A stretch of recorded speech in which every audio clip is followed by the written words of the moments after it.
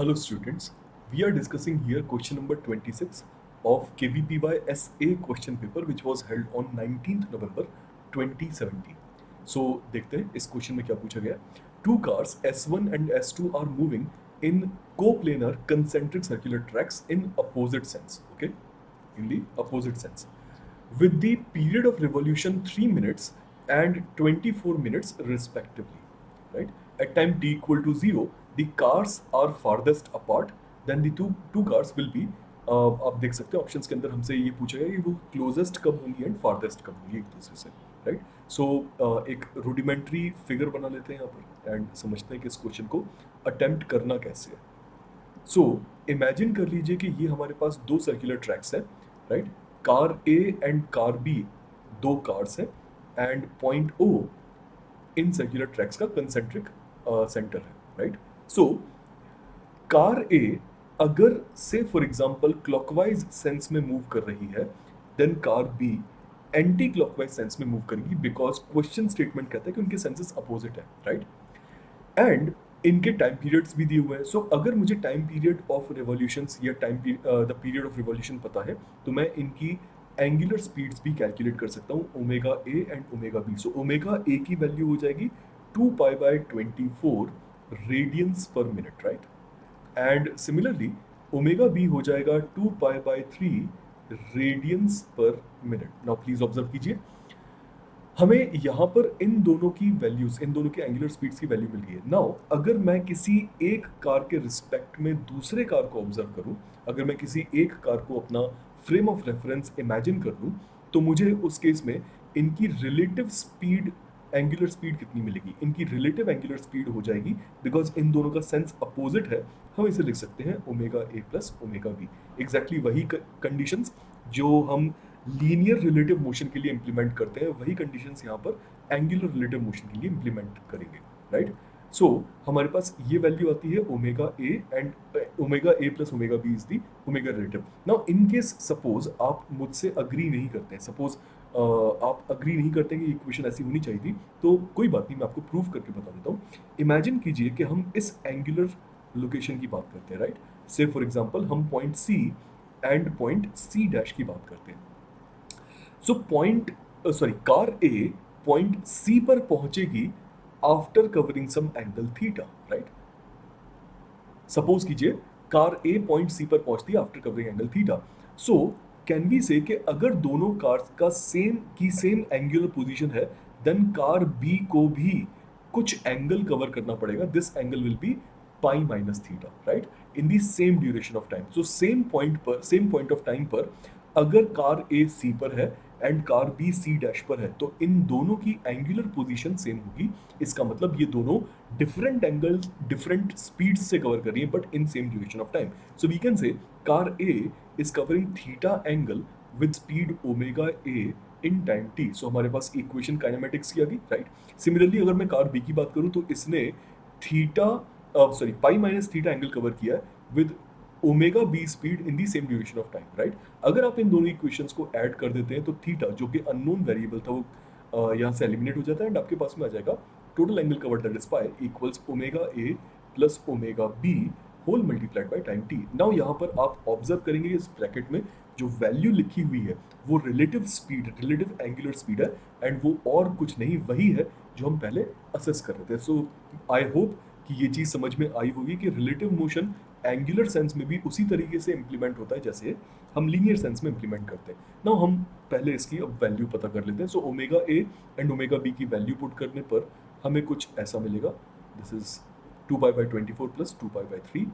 2π/3 common ले लीजिए, you will get 1/8 plus 1 and simplify करने पर हमें इस ओमेगा रिलेटिव की वैल्यू मिलने वाली है 3/4π, राइट? आप चेक कर सकते हैं 3/4 radiance per minute, right? Now please observe कीजिए, यहां पर अगर हम चाहते हैं कि दोनों कार्स क्लोजेस्ट पहुंचे एक दूसरे से तो वो कब होगा, राइट? ट्राई टू अंडरस्टैंड कि उस केस में अगर हम रिलेटिव मोशन के हिसाब से सोच रहे हैं तो इमेजिन कर लेते हैं कार ए हमने स्टेशनरी मान ली एंड कार बी को देन कितना रिलेटिव एंगल रोटेट करना पड़ेगा. Relative angle for closest location, relative angle for closest location will be pi. लेकिन ये एक बार नहीं होगा। इन केस कार्स और आगे मूव करती हैं, देन उसके बाद में पाई के बाद में अगली बार वो क्लोजेस्ट तब होंगी जब रिलेटिवली उनके बीच में एंगल 3 पाई कवर हो चुका होगा, देन नेक्स्ट टाइम 5 पाई कवर हो चुका होगा, 7 पाई, 9 पाई एंड सो ऑन, राइट। सो ये रिलेटिव एंगल्स हैं जिन्हें कवर करने के बाद में ये दोनों कार क्लोजेस्ट लोकेशन पर होंगी। तो उस केस में हमें किन किन टाइम ड्यूरेशंस पर, राइट, किन किन टाइम ड्यूरेशंस पर ये क्लोजेस्ट मिलने वाली है। So time can be represented as the relative value of theta divided by the relative value of your omega. So यहाँ से टाइम t1 कर लेते हैं for closest approach. Time t1 की वैल्यू हमें मिलने वाली है पाई डिवाइडेड बाय 3 पाई बाय 4 या 4 बाय 3 मिनट्स, राइट। ये तब है जब रिलेटिव एंगल पाई होगा, राइट। रिलेटिव एंगल जब 3 पाई होगा तब टाइम t1 की वैल्यू कितनी आने वाली है। तो सबसे पहला टाइम हमने 4 बाय 3 निकाला था, नेक्स्ट टाइम ये हो जाएगा 4 मिनट्स, राइट। इसके बाद में जब एंगल 5 पाई होगा then 20 by 3, I am not going to write down minutes here to save my time. Then 7 pi पर 7 पाई एंगल कवर होगा 28 बाय 3 मिनट्स पर, 9 पाई कवर होगा 12 मिनट्स पर एंड सो, राइट। सो ये वो टाइम्स हैं, t1 वो टाइम है जब ये कार्स क्लोजेस्ट लोकेशन पर होंगी, राइट।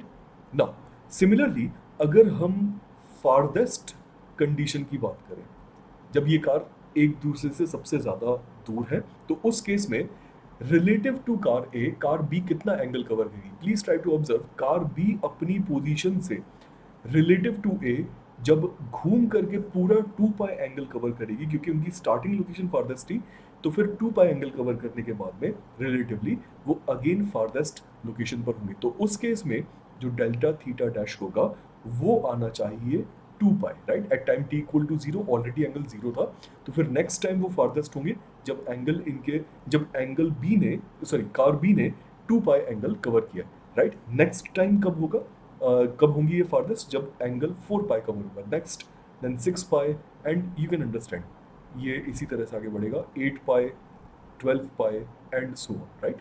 सो हम 2 पाई एंगल के लिए टाइम t की वैल्यू कैसे निकाल सकते हैं। Let us consider this time as t2। So वो हो जाएगा relative angle cover divided by relative angular speed, that is 2 pi divided by 3 pi by 4। आप इसे सॉल्व कीजिए, आपको मिलेगा 8 by 3 minutes. So after each 8 by 3 minutes, the cars will be farthest away from each other, right? So T2 की values according to other different angles और कितना होगी 2 पाई के लिए, ये ऑलरेडी हम निकाल चुके हैं 8 by 3 minutes, राइट। देन 4 पाई के लिए कितना आएगा, आप समझ सकते हैं कि यहाँ पर फैक्टर न्यूमरेटर में 2 पाई की जगह पर 4 पाई आएगा, hence we will multiply this factor as factor with 2। So हमारे पास आ जाएगा then next 16 by 3 times, right. Then उसके बाद में अगली बार वो क्लोजेस्ट कब होंगे, जब ये एंगल 4 पाई से चेंज होकर 6 पाई होगा। 6 pi multiplied by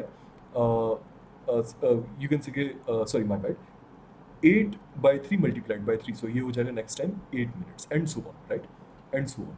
so next हमारे पास आ जाएगा when 8 pi is multiplied by 8, 4 is 32 by 3।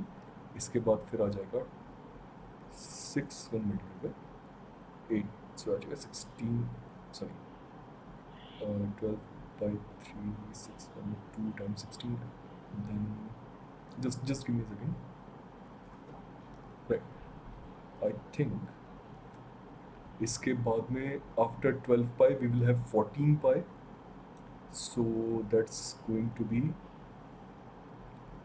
7 times 8, right।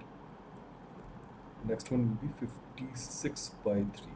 then इसके बाद में नेक्स्ट हमारे पास आ जाएगा 64 by 3 एंड इसके बाद ये आ जाएगा 72 by 3। 72 by 3 बन जाएगा 18 मिनट्स। सो प्लीज़ ऑब्जर्व कीजिए, बेसिकली हमसे ये इन कॉम्बिनेशंस में हमें पता लगाना है कि कौन सा आंसर मोस्ट अप्रोप्रिएट है, राइट।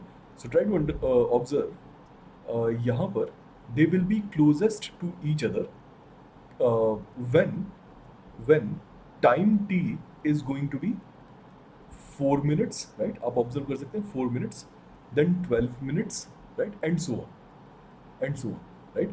इसी तरह से टाइम t2 जब वो फारदेस्ट अपार्ट है तो वो टाइम हमें मिल रहे हैं 8 मिनट्स, 16 मिनट्स, 18 मिनट्स, राइट। सो इन ऑप्शंस में देख करके हमें ये देखना है कि इनमें से कौन सा ऑप्शन सबसे ज़्यादा अप्रोप्रिएटली मैच कर रहा है। Now please observe,